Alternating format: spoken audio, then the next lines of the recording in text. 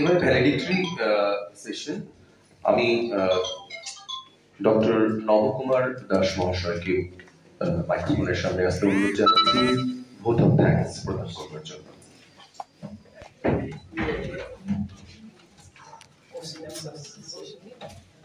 Question answer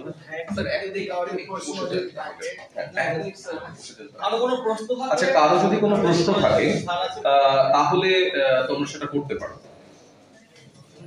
হাত তুলে জানাবে, আমরা মাইক্রোফোন নিয়ে তোমাদের কাছে পৌঁছে যাব।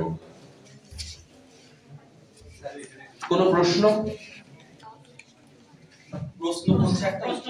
কোনো প্রশ্ন? তোমার নামটা বলবে।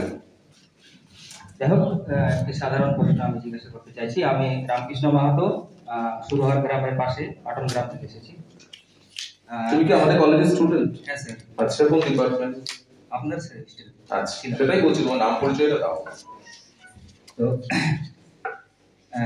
আমি এখানে খুব আনন্দিত যে আমার দেওয়া পাত্র এই বইয়ের শেষে ছাপানো হয়েছে।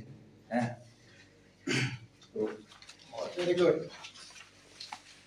এখানে যে অতীশ দীপঙ্করের বই লেখা হয়েছে, আগে যেটা ইংরেজিতে ছিল এবং আজকে যেটা আমাদের যারা ইংরেজি হয়তো বেশি জানেন না তাদের বাংলা, তো খুব ভালো এটা একদিক।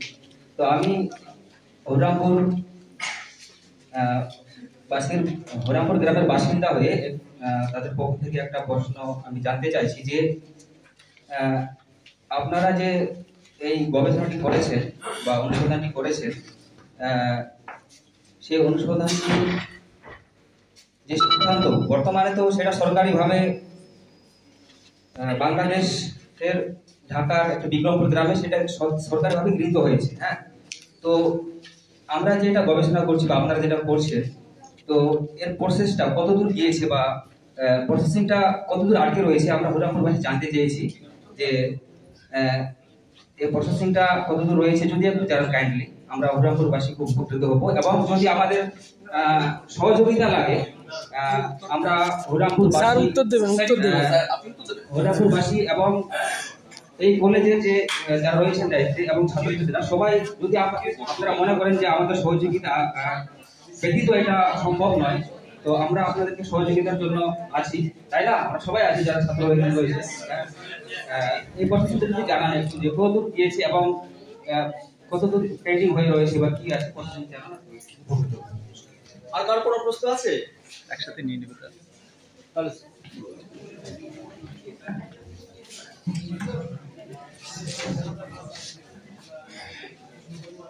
দেওয়ান আব্দুল গনি কলেজ হরিরামপুর ও বালুরঘাট বিএড কলেজ অটোনমাসের যৌথ উদ্যোগ এবং সহযোগিতায় ইতিহাস অনুসন্ধান পরিষদের পক্ষ থেকে আজকে যে মহতী আলোচনা চক্র, সেই আলোচনা চক্রে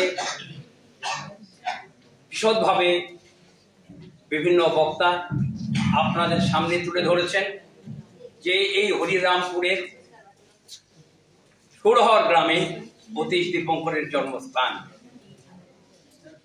যদিও অতীশ দীপঙ্করের জন্মস্থান নিয়ে বিতর্কিত, গঙ্গার ওপারের ঐতিহাসিকরা নিজেদের সুস্পষ্ট কোনো ধ্যান ধারণা না থাকার ফলে তারা তাদের মতো করে মহান অতীশ দীপঙ্করের জন্মস্থানকে বিকৃত করেছেন। মহান ঐতিহাসিক গঙ্গার ওপারে তিনি বলেছেন ভাগলপুরে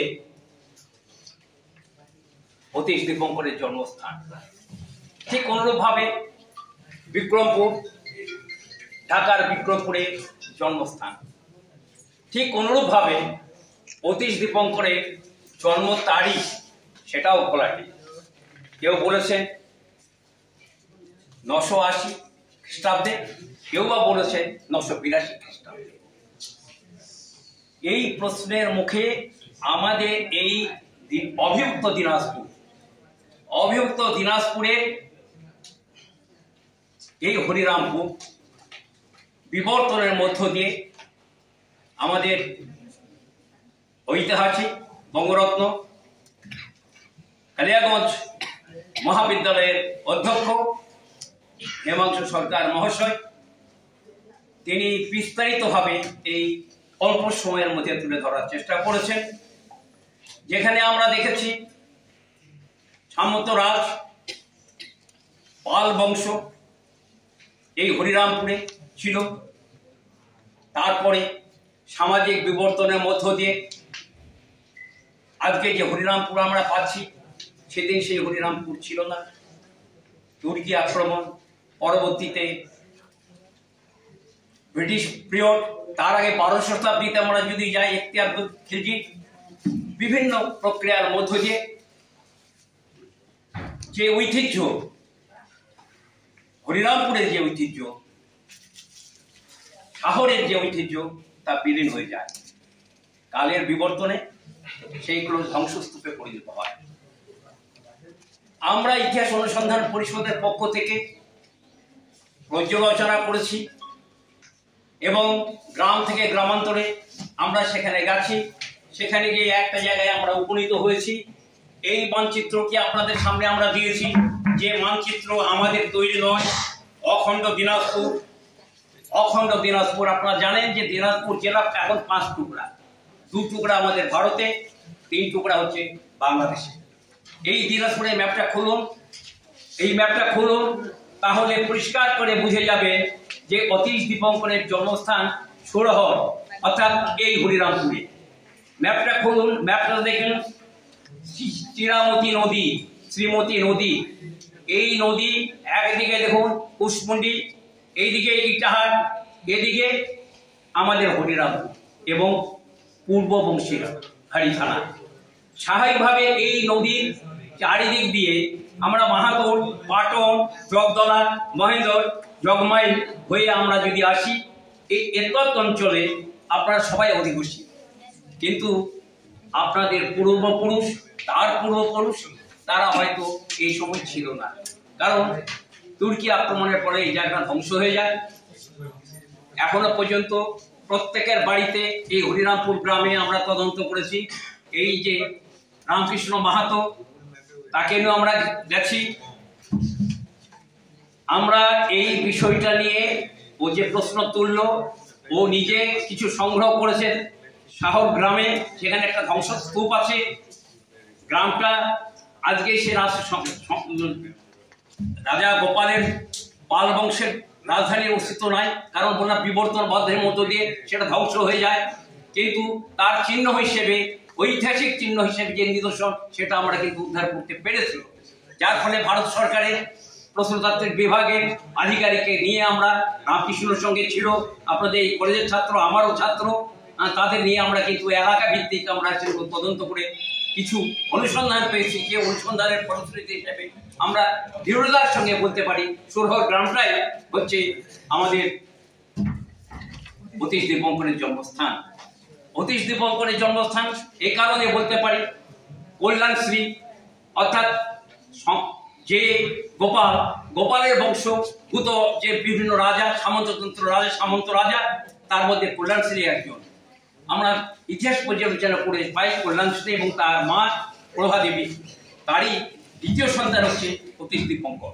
তাহলে অতীশ দীপঙ্করের জন্ম এইখানে, এই জায়গাটাতে আমরা উপনীত হতে পারছি, কারণ তার মা বাবার পুরো ঠিকানা পর্যন্ত বিক্রমপুরে দেওয়া হয়নি। আবার বলা হচ্ছে তিব্বতী এক অনুসন্ধানে বলছে উনি মারা যাওয়ার পর ওনার বডিটা নিয়ে আসা হয় ঢাকাতে, কারণ বিক্রমপুরে একটা জায়গায় শোনা যায় উনি পড়াশোনার জন্য বিক্রমপুরে একটা সময় গিয়েছিলেন। সেটাকে ধরে নিয়ে বিক্রমপুরে তার জন্মস্থান হিসেবে চিহ্নিত করার চেষ্টা, একটা প্রবণতা কলকাতার যারা ঐতিহাসিক তারা করছে। আমরা এটাকে মনে করি যে উত্তরবঙ্গের মানুষের সঙ্গে একটা বঞ্চনা, প্রকৃত ইতিহাসকে প্রকৃতভাবে তুলে ধরা হয়নি জনমানসে। অতীশ দীপঙ্কর আমাদের এই ভূমির সুসন্তান, না হলে সত্যেন্দ্রনাথ দত্ত লিখতেন না অতীশ দীপঙ্কর লঙ্ঘি লগিনী।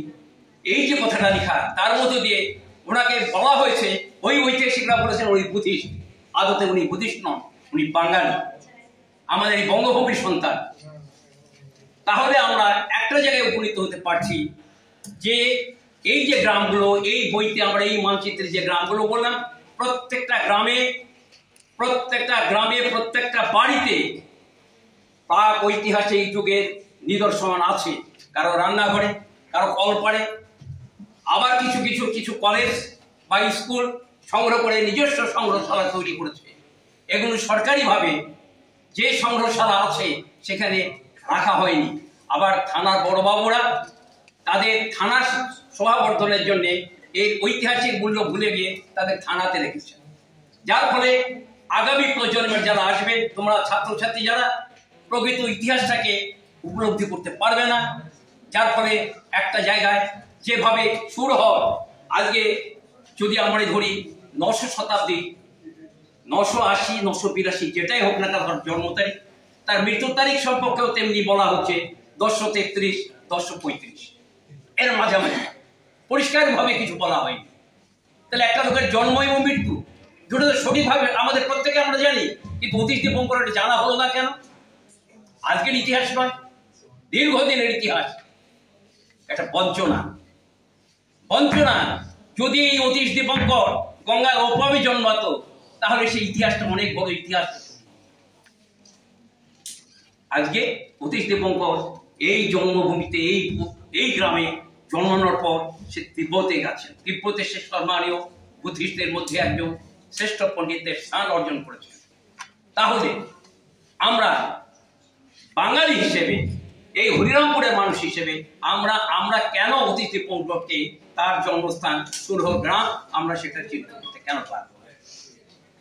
রামকৃষ্ণ যে প্রশ্নটা তুলেছে যে আমরা কি করলাম, আমরা যেমন কেন্দ্রীয় সরকারের কাছে তেমনি আমরা জেলা সংস্থার কাছে গেছি, জেলা সংস্থার সঙ্গে আমরা বসছি, দীর্ঘক্ষণ আলোচনা হয়েছে। আলোচনা হওয়ার পর আমরা মাননীয় এই বিধানসভার সাংসদ বিপ্লব মিত্র এবং মাননীয় মন্ত্রী মহোদয়ের সঙ্গে আমরা বসি, তার সঙ্গে আলোচনা করেছি। তাকে আমরা বলেছি যে এই জন্মস্থান সুরহর গ্রামকে চিহ্নিত করতে হবে, সেখানে একটা ফলক দিয়ে বলতে হবে যে এটা অতীশ দীপঙ্করের জন্মস্থান, এটা হরিরামপুরের গর্ব তথা পশ্চিম বাংলার গর্ব, এটাকে চিহ্নিত করতে হবে। তিনি সার্কিট হাউসে দীর্ঘ আলোচনার পর আমাদের সঙ্গে সহমত পোষণ করেছেন। আমরা কিন্তু এখানে থেমে থাকিনি।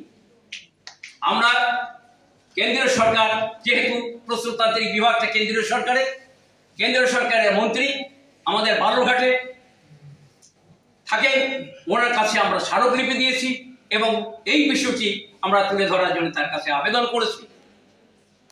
শুধু এখানেও আমরা থেমে থাকিনি, আমরা রাজ্যপালের কাছে গেছি যে এত বড় একটা গুরুত্বপূর্ণ শিক্ষা জগতের সঙ্গে এই দীপঙ্কর শ্রীগানের নাম জড়িত, সেইটাকে আপনারা কেন ওয়েটেজ দিচ্ছেন না? আমরা এই বিষয়টা পশ্চিমবঙ্গের শিক্ষামন্ত্রীর কাছেও আমরা তুলে ধরেছি। অর্থাৎ আমরা সর্বতভাবে চেষ্টা করছি। আজকে এই হরিরামপুরের মানুষ, হরিরামপুরের ছাত্র সমাজ, আমরা মনে করি সব থেকে উইপন্স, অস্ত্র হচ্ছে ছাত্র। এই ছাত্রদের হাতে এই বইটা আমরা তুলে দেওয়ার জন্য আমাদের আজকের এই সভা, মূল সভা। ছাত্ররা যদি জানে এই বইটা পড়ে, হরিরামপুরের মানুষ অর্থাৎ বাড়িতে বইটা নিয়ে গেলে তার মা বাবা দেখবে কি নিয়ে এসেছিস বললে সেও দেখবে, তারও একটা অভিজ্ঞতা অর্জন করবে যে এই গ্রামটা, সুরহর গ্রামটায় এবং তার সারাউন্ডিং যে এলাকা যতগুলো গ্রাম আছে, জগদলা থেকে আরম্ভ করে, পাটন থেকে আরম্ভ করে মহেন্দ্র, এই প্রত্যেকটা গ্রামে এই বিচরণ ভূমি ছিল আমাদের এই মহা ঋষি মনীষীদের। স্বাভাবিকভাবে আমি আজকের এই আলোচনা চক্রের সর্বশেষ বক্তা হিসেবে আপনাদের কাছে আমার সর্ববদ্ধ অনুরোধ, বিশেষ করে অধ্যক্ষ মহাশয় আছে, তিনি যে সহযোগিতা করেছেন, আজকে আমাদের এখানে যে আলোচনার সুযোগ করে দিয়েছেন, এই আলোচনার সুযোগ করে দেওয়ার জন্য তার কাছে আমি কৃতজ্ঞ। এবং অধ্যাপক যারা আছেন অক্লান্ত পরিশ্রম করে এই আলোচনা চক্রকে একটা জায়গায় নিয়ে এসছে, এই জন্য তাদের কাছেও আমি কৃতজ্ঞ। আমি আবারও বলবো, এই বিষয়টা নিয়ে আপনারা ভাবুন। যেহেতু আপনারা জেলার মানুষ, জেলার কথা কেউ তুলে ধরবে না, জেলার মানুষকে জেলার কথা তুলে ধরতে হবে। এখানে আমরা চাইছি যে অতি অবিলম্বে আমরা সুরহর গ্রামে মাননীয় মন্ত্রী বিপ্লব মিত্রকে নিয়ে আমরা সেখানে একটা বড় আকারে সভা করব। সেই সভাতে আমরা উত্তরবঙ্গের যেসব ভাইস চ্যান্সেলর আছে তাদের আমরা নিয়ে আসব এবং তাদের মুখ দিয়ে ইতিহাসের আসল বক্তব্যটা তুলে ধরতে চাই আমাদের প্রজন্মের কাছে, তারা যেন জানতে পারে প্রকৃত সত্যটা কি। বারবার সত্যকে চাপা দেওয়া হয়েছে, সেই সত্যটা উদ্ঘাটন করবার জন্য সবাই এগিয়ে আসুন। এই বলে আমার বক্তব্য শেষ।